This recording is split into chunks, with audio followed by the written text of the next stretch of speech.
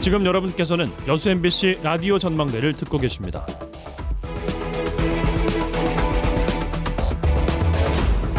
토고납신, 묵은 것을 토해내고 새 것을 들이마신다는 뜻의 사자성어입니다.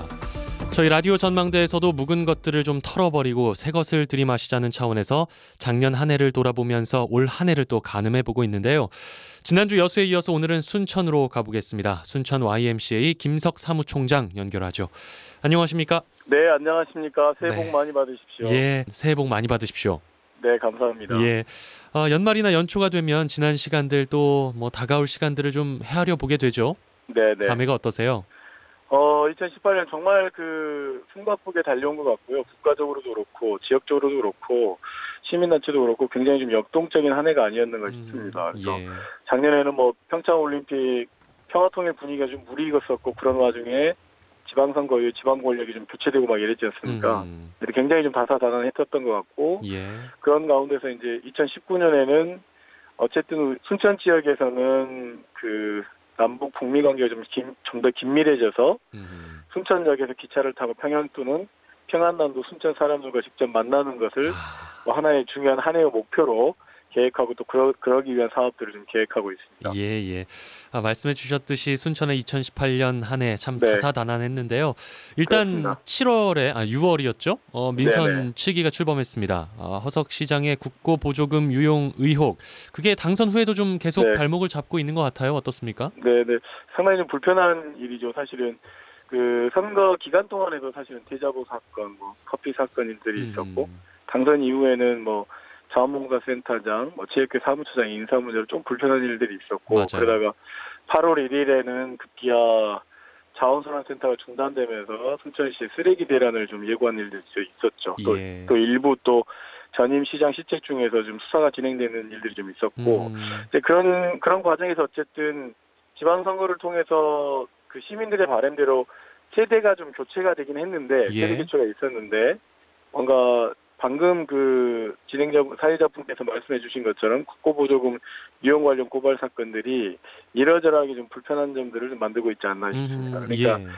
요건은 익히면 많은 보도를 통해서 알고 있겠습니다만은 지금 현 허석 시장이 순천 시민의 대표로 있을 때 지역신문 발전기금 5억 7천만 원 중에서 일부를 좀 유용했다는 고발이 있었고 예. 이것에 대해서 혐의 내용을 부인하고 있긴 합니다만 그러나 전남지방경찰청에서 지난 12월 14일에 8시간가량 조사를 좀 받았다고 하고 있고 예. 또 이 과정에서는 또 보면 좀 씁쓸한 것이 원래 순천경찰서에서 경찰서가 주로 수사를 하고 있었는데 네. 순천경찰서장과 순천시장이 한 지인의 집에서 술을 곁들인 식사 자리를 좀 가진 것이 발단이 돼서 부적절하고 공정성 시비 때문에 휘말려가지고 또 전남경찰청의 이첩실 조사가 지금 현재 이루어지고 있는데 어떻게든지 간에 좀 빠른 시일 내에 이런 것들이 좀 결론이 좀 나서 좀 불편함들이 좀 사라졌으면 좋겠습니다. 예.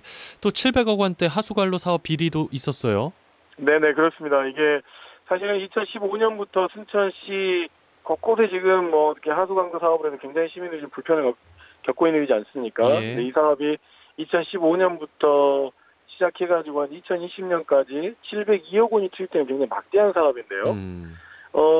굉장히 이제 많은 민원과 제보가 있었던 것 같습니다. 사실은. 예. 그래서 지난해 9월 20일부터 10월 12일까지 이러저러한 특정 감사들을 순천시 감사과가 좀 하는 것 같아요. 예. 아마 지방권력이 교체되고 난 이후죠. 그래서 감사를 해보니까 실제 감사 결과 불법 설계 변경이 있고 세금 과다 집행이 있고 그다음에 자재 관리가 소홀했고 그래서 이 중에서 29억 원을 회수하고 또 감액 조치를 했는데 예. 또 나머지들은 어쨌든 감사과가 공사업체와 감리 공무원들의 유착 여부가 좀 확인할 필요가 있다고 해서 지금 현재 수사를 의뢰해 놓은 상태입니다. 근데 굉장히 기가 막힌 건 이런 일이 있어요. 그러니까 가령 한 업체가 가정으로 들어가는 100mm 플라스틱 배수 시설을 6,883개를 해야 되는데 실제로는 2,485개밖에 하지 않은 거예요. 그런데 그러면서 공사비 10억여 원 이상이 업체에 과다 지급됐다고 지금 현재 이야기가 나오고 있고요.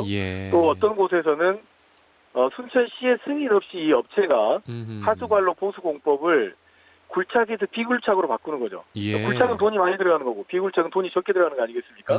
이렇게 들어가면서 이렇게 들어가는 방법을 변경했음에도 불구하고 관리 감독이 잘 안 되고 있고 납품하지도 않은 관급자재 대금들이 지급되어 버리고 거의 뭐 순천시 감사과가 지금 현재 시 홈페이지에 올려놓은 감사 내용만 놓고 본다면 예. 거의 비리백화점입니다. 그래서 이건 명명백백하게 밝혀져야 될 일이고 예. 2019년에도 굉장히 뜨거운 감자이지 않을까 싶고 아마도 이 일에 대해서 경찰이나 수사 의뢰한 일에 대해서 정말 한 점의 의혹도 없이 좀 밝혀지길 바라는 마음. 예, 원인이 어디에 있다고 보세요? 아무래도 공사 기간이 굉장히 좀 길어지고 담당자들도 여러 차례 좀 교체가 되기도 했었고 그리고 예. 당초에 이 문제가 그 계약 관련된 문제 때문에 한 차례 또 좀 뜨거운 감자여서 담당 그 공무원이 좀 이렇게 좀 자살하는 일도 좀 있고 이랬었거든요. 그럼에도 불구하고 그 이후에도 후속적으로도 계속 관리가 좀 부실하지 않았나라고 싶은 마음이고 이게 예. 총체적 그러니까 총체적 난관 총체적 부실이라고 볼 수 있는 거죠. 그러니까 예. 자원순환센터도 마찬가지입니다만은 수익형 민자 사업, 그러니까 BTO, BTL 사업이 대체적으로 이런 설계 변경을 통해서 시민들의 고열, 그러니까 시민들의 그 세금 잡아먹는 거의 귀신들이 될 가능성이 대단히 높은 상황인 것이죠. 예. 네. 이런 문제가 좀 순천뿐만 아닐 겁니다. 곳곳에서 이런 네. BTL, BTO 사업들은 전면적으로 좀 재점검을 해볼 필요가 있을 것 같습니다. 관리 감독이 좀 더 철저히 돼야 되겠군요. 제도적으로도 좀 바뀌어야 될 것 같고요. 네, 그렇습니다. 예, 예. 자, 이 얘기도 빼놓을 수가 없을 것 같습니다. 순천 네, 지역의 네. 국회의원 이정현 의원 1심 판결이 있었는데 세월호 당시 보도 개입 혐의입니다. 실형이 나왔어요. 어떻게 보십니까? 네, 네. 참 나쁘끄러운 일이죠, 사실은. 예. 네, 우리 이제 국회의원인데 사실은 KBS 세월호 참사 보도에 개입한 혐의로 이정현 의원이 1심에서 징역 1년, 집행유예 2년 선고받아서 결국은 이 1심이 확정되면 국회의원직을 상실하게 되는 거고 네. 정치 권력이 방송에 개입해서 형사처벌을 받게 되는 사상유례의 일이 되는 겁니다. 판결했던 그 판사의 판결문에 이런 말들이 있어요. 예. 국가 권력을 비롯한 특정 권력이 방송 편성에 개입해서 자신들의 주장과 경향성을 대중에게 전달하고 여론화하는 일이 빈번하게 발생한다면 국민의사가 왜곡되고 불신이 증폭되는 등 민주주의에 중대한 위해가 발생한다며 이렇게 발생한다고 선고 이유로 밝혔죠. 예. 우리가 사실은 지난 박근혜 정권이 얼마나 그 언론 장악을 통해서 뭐 MBC도 마찬가지입니다. 얼마나 네. 괴롭고 힘든 일이 많았었지 않습니까? 예, 그랬죠. 민주주의를 흔드는 일이었었던 것 같고 그 당사자가 우리 지역 국회의원이었던 이정현이라는 분이시고 또 이분은 또 박근혜 탄핵 때 새누리당 대표를 하면서 온갖 막말을 쏟아내면서 국민들에게 굉장히 실망감뿐만 아니라 좀 좌절감을 주지 않았습니까? 특히 손에 장을 지진다고 했는데 현재까지도 약속을 지키고 있지 않습니다. 그래서 빠른 시일 내에 이정현 국회의원 신분 일대에 국민과의 약속을 꼭 지켜주길 바랍니다. 예. 순천 시민들이 아마 뼈저리게 후회하고 있지 않을까 싶어요. 예. 네네. 자, 이제 좋은 얘기를 좀 해봐야 될 텐데요. 네네. 람사르 습지 인증, 또 서남사 세계유산 등재 소식 등이 반가웠습니다. 순천시의 생태환경 정책이 좀 빛을 봤다고 봐야 할까요? 어떻습니까? 지난 10월이죠. 그 아랍에미레이트 두바이에서 그 제13차 람사르 해방 당사국 총회가 있어서 네. 그 순천시가 람사르 습지시가 됐는데 더 놀라웠던 사실은 이 당사국 총회에서 북한의 습지 보존 관계자들을 만났습니다. 예. 그래서 관계자를 만난 가운데서 북한의 그 문덕 습지죠. 평안남도 문덕 습지와 관련된 문덕 습지가 순천만 습지와 뭔가 많은 조건들이 좀 있고 특히나 북한 같은 경우도 개발 행위가 이루어지게 되면 예. 과거에 우리가 겪었던 바대로 뭐 좋은 습지라지 이런 것들이 무너지고 개발 행위 좀 이렇게 개발이 될 수 있는 조건이 있지 않습니까? 그렇죠. 그러다 보니까 순천만이 굉장히 보존 사례가 굉장히 그 배울 만한 사례로 서로 뭔가 교류가 좀 이루어질 것 같고 좀 더 활성화될 것 같습니다. 그래서 순천만이 하고 있는 남북 교류에 굉장히 중요한 예. 도시 교류에 굉장히 중요한 어떤 그 주제가 될 것 같고요. 서남사는 뭐 익히 모두가 다 알고 있습니다만은 그 세계 그 제42차 세계유산위원회에서 해남 대흥사 보훈 법주사 등 이런 곳에서 예. 6개 3사와 함께 세계유산으로 등재되는 이런 일이 생긴 거죠. 그러니까 생태환경 보존 정책이 빛을 발냐라고 질문을 주셨는데 아무래도 다른 도시에 비해서는 그런 정책과 조건들을 잘 갖추고 있다고 볼 수 있고요. 예. 반면에 이제 순천시의 생태환경 보존이 좀 더 빛을 발하기 위해서는 뭔가 이게 순천만을 보존했던 것이 아니라 생활 속에서 5천만에 의해서 뭐 여러 가지 다양한 생태 교육과 생태 정책들이 좀 더 뭔가 생활 속에서 이루어질 수 있어야 좀 더 생태 도시로서 그런 겹경사들이 더 많아지지 않겠나 싶습니다. 예. 자, 올해 그러면 2019년 네. 순천의 가장 중요한 현안은 뭐라고 보세요? 저는 작년에 제가 좀 참여하기도 했는데요.